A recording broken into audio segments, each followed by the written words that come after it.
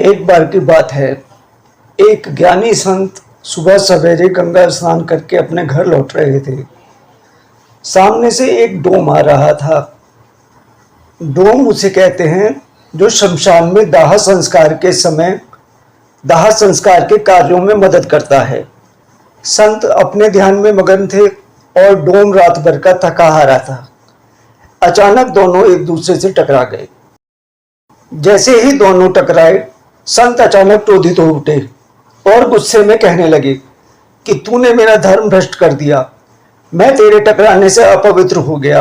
अब मुझे कम से कम 7 बार स्नान करना पड़ेगा, तब कहीं जाकर मैं पवित्र हो पाऊंगा।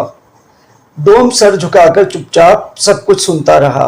संत बहुत देर तक गुस्से में आग बबूला होकर कुछ कुछ कहते रहे, पर डोम ने कोई जवाब नहीं दिया। अंत में संत जब वापस लौटने लगे तो डोम हाथ जोड़कर संत से बोला, महाराज, मैं अपनी गलती के लिए क्षमा प्रार्थी हूँ, पर मेरे मन में कुछ प्रश्न हैं जिसके उत्तर के लिए मैं बहुत दिनों से किसी ज्ञानी व्यक्ति की तलाश में था। ईश्वर की कृपा से आज आप मुझे यहाँ मिल गए हैं। मैं आपसे हाथ जोड़कर प्रार्थना करता हूँ, कृपया मेरी शंका का समाधान करें। हालांकि संत गुस्से में तो बहुत थे, पर फिर भी अपने ज्ञान के प्रति उसकी यह श्रद्धा देखकर संत उसे इनकार ना कर सके और बोले, अच्छा बता, तेरी शंका क्या है? डोम विनम्र स्वर में बोला कि महाराज, मैंने एक पारस पत्थर के विषय में सुना है, जिसके बारे में लोग कहते हैं कि यदि वह लोहे को छू ले तो लोहा भी सोना बन जाता है। क्या यह बात सत्य है? संत बोले, हाँ, तूने बिल्कुल सही सुना है। पारस पत्थर एक अमूल्य पत्थर है और इतना ताकतवर, इतना शक्तिशाली है कि यदि लोहे को भी छू दे तो लोहा सोना बन जाता है। पर महाराज, मेरी शंका यह है, डोम आगे बोला, कि अगर ऐसा है तो लोहे के छूने से पारस पत्थर लोहा क्यों नहीं बन जाता? संत यह सुनकर थोड़ा क्रोधित हुए और क्रोध में भरकर बोले, अरे मूर्ख, भला लोहे में पारस पत्थर जैसी शक्ति कहां? पारस पत्थर की शक्ति लोहे को सोना बना सकती है, पर लोहे में इतनी शक्ति कहां कि वो पारस पत्थर के अंदर अपने गुण स्थापित कर सके। यह कहकर संत चलने लगे, पर डोम ने हाथ जोड़कर कहा कि महाराज, बस एक अंतिम प्रश्न का उत्तर और दे दीजिए। संत बोले, अच्छा ठीक है, बताओ क्या पूछना चाहते हो?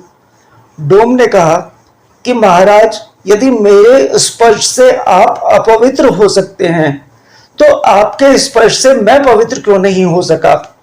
अब आप बताइए, किसकी शक्ति अधिक है, आपकी पवित्रता की या मुझ अपवित्र की? संत भी सच्चे माने में संत थे।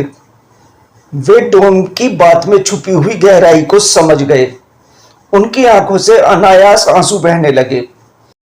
उन्होंने तुरंत डोम के चरण पकड़ लिए और बोले कि जो ज्ञान मैं पूरी जिंदगी में नहीं पा सका, आज तुमने मुझे मात्र कुछ ही समय में दे दिया।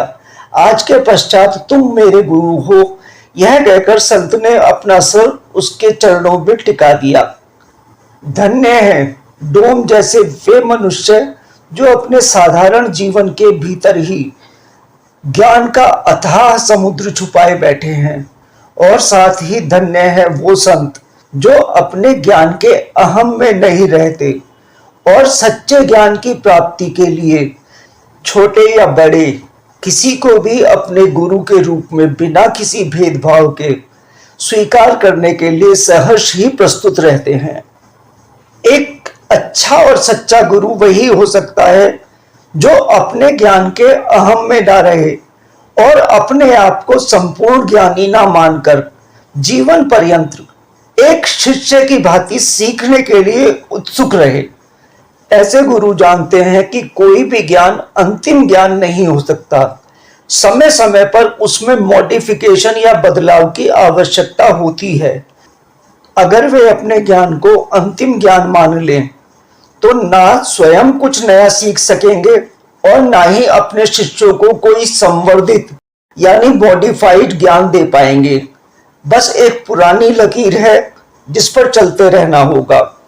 ऐसे गुरु ही समाज को नई दिशाएं, नया ज्ञान और नई ऊंचाइयां देने में सक्षम हो सकते हैं। आपसे हमारी विनम्र प्रार्थना है कि वीडियो के नीचे दिए गए सब्सक्राइब बटन को क्लिक करें ताकि भविष्य में भी सभी वीडियो आपके पास समय से पहुंच सके।